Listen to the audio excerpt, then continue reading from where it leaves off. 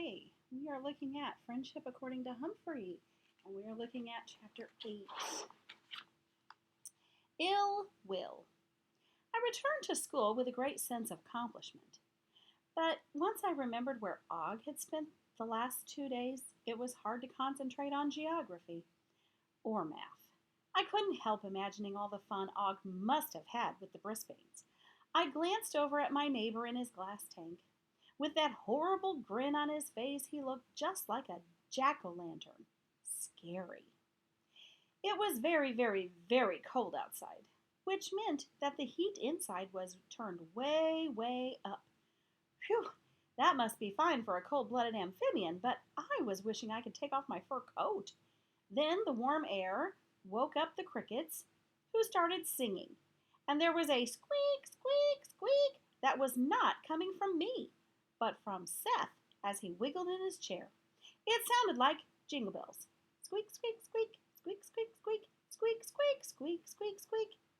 The squeaking made Gail giggle noisily, which made Mrs. Brisbane loudly shush her. I was looking forward to some peace and quiet during recess, knowing Og wouldn't want to chat. But when the time came, Mrs. Brisbane announced that the class would stay inside. She brought out all kinds of interesting things to play with. I must admit, I wished I could get out of my cage and play along with the rest of the class.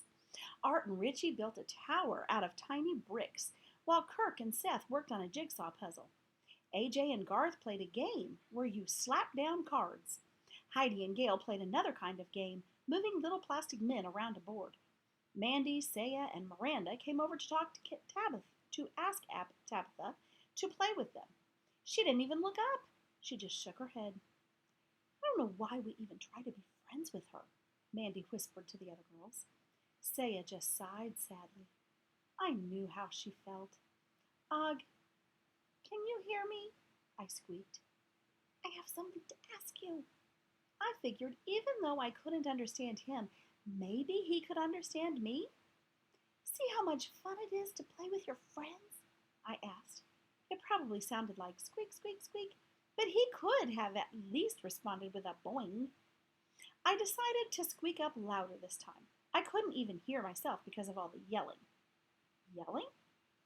I looked around to see who was making all that noise. It wasn't Lower Your Voice, AJ, or Repeat It, Richie. It was Gail. She had stopped giggling and started shouting. The person she was shouting at was her best friend, Heidi. You cheated! I saw you! She yelled. I didn't, Heidi said. I wouldn't cheat. You must have! You always win! I'm never playing with you again, cheater! Gail shouted. Mrs. Brisbane quickly moved toward them. Girls, please. I didn't cheat, insisted Heidi.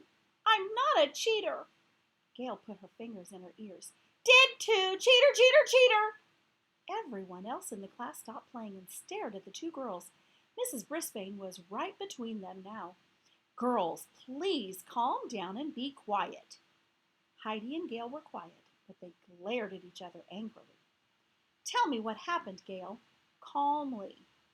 Gail wiped away some tears. She was supposed to move her man 5 spaces, and she moved it 6 spaces. That gave her a bonus jump and she won. She cheated. Did not, Heidi shouted. I only went 5. The teacher held up both hands. Stop. I want you two to cool off before we talk about it. You're such good friends. Let's work this out. She's not my friend anymore, said Gail. She was crying harder. Thank goodness, Heidi shot back, because I can't stand you, crybaby.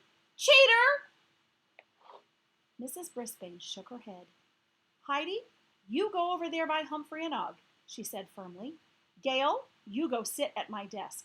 Try and settle down. The girls did as they were told. I think they were glad to get away from each other. Soon Heidi was leaning up against the table where Og and I have our homes. Crybaby, she whispered so softly only we could hear her. It was hard for me to believe that Heidi would cheat her best friend. It was hard for me to believe that Gail would lie about Heidi. I thought friends always got along, no matter what. First, all she does is giggle. Now all she does is cry, Heidi muttered. At Mrs. Brisbane's desk, Gail glared at Heidi and wiped away a few more tears. When recess was almost over, Mrs. Brisbane took the two girls out into the hallway to discuss the argument. They came back in and quietly returned to their seats. But as soon as Mrs. Brisbane turned her back, I saw them stick their tongues out at each other. Maybe friendship wasn't all it was cracked up to be. It was snowing by afternoon recess, so Mrs. Brisbane divided the class into 4 teams. Each team had questions to answer. They had to decide as a group what the answer should be. Mrs. Brisbane kept score. She wisely put Heidi and Gail on different teams so they wouldn't argue or make faces. Both their teams lost. The winning team had Miranda, Kirk, Seth, and Tabitha on it. To my surprise, the reason they won was Tabitha. Mrs. Brisbane asked each team questions about all kinds of things. Flowers, books, poetry, sports, animals, but not hamsters, I'm sorry to say, and countries. Nobody knew much about flowers. Everybody knew a lot about animals. Saya was the best at answering questions about countries. Would you believe there's a country with a capital called, oh my, Tegucigalpa? I had to write that one down. But Tabitha was the best at answering questions about sports. She knew soccer teams, volleyball rules, and golf champions. The boys all seemed amazed. As the quiz went on, there seemed to be more and more questions about sports. Maybe that was an accident, but when Mrs. Brisbane is involved, things don't usually happen by chance. By the end of the recess period, Tabitha's team had scored 40 points. They would have scored even higher if Kirk hadn't said that the Gettysburg Address was the number on the Gettysburg family home. Even I know it was a speech written by a famous president. He got a laugh and lost 2 points, but it didn't matter. The next closest team only had 28 points. "We won!" yelled Seth and the team captain. "Way to go!" He high-fived Tabitha, Miranda, and Kirk.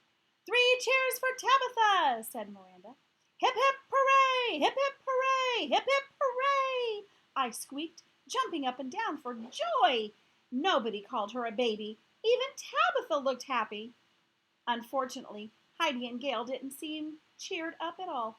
In fact, while the attention was focused on Tabitha, I saw Gail mouth "cheater" to Heidi. Heidi stuck her tongue out at Gail.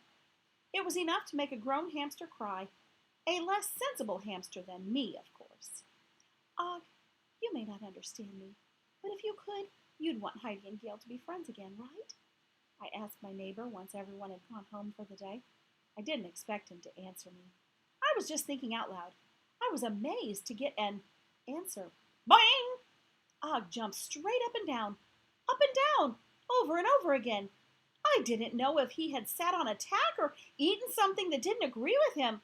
"Og, are you all right?" "Boing, boing, boing," he said. I jumped up and looked over at him. I was pretty sure he was agreeing with me. "So what are we going to do?" I asked him. "How can we help them?" As abruptly as he began, Og stopped bouncing and boinging and sat as still as a rock. As usual, I was discouraged and puzzled too. Either he didn't have any ideas or he'd given up on trying to get me to understand him. I felt we both had failed. Finally, I spoke again. They were good friends. They sure were good friends.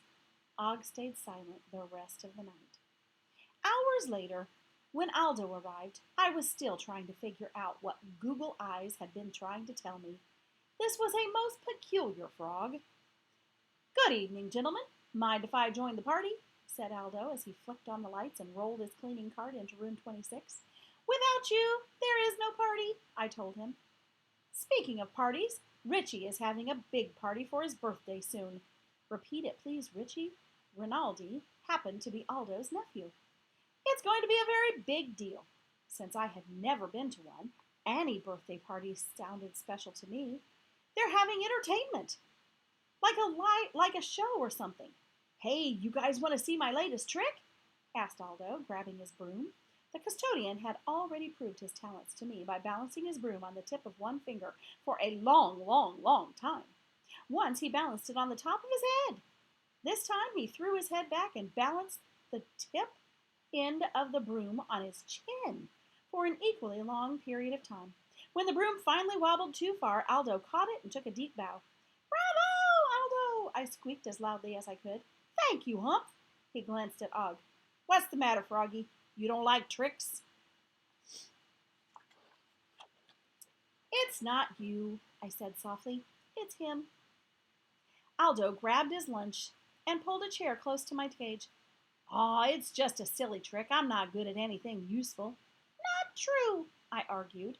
Aldo took a sandwich out of his bag and began chewing on it. "Nah, Humph, I've been thinking about it a lot. Because of this."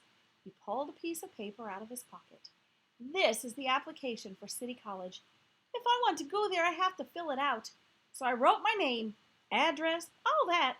When I got to the part that asked what I wanted to study, I got stuck." He explained. "I'm practically middle-aged, and I still don't know what I want to be when I grow up." Aldo put down his sandwich and stared at the application. "I'm not sure what I'm good at. I thought of being a teacher, but I don't know. Would the kids like me? Am I smart enough to really be a good teacher?" "Yes, be a teacher, please," I insisted. For once, Aldo didn't seem to hear me.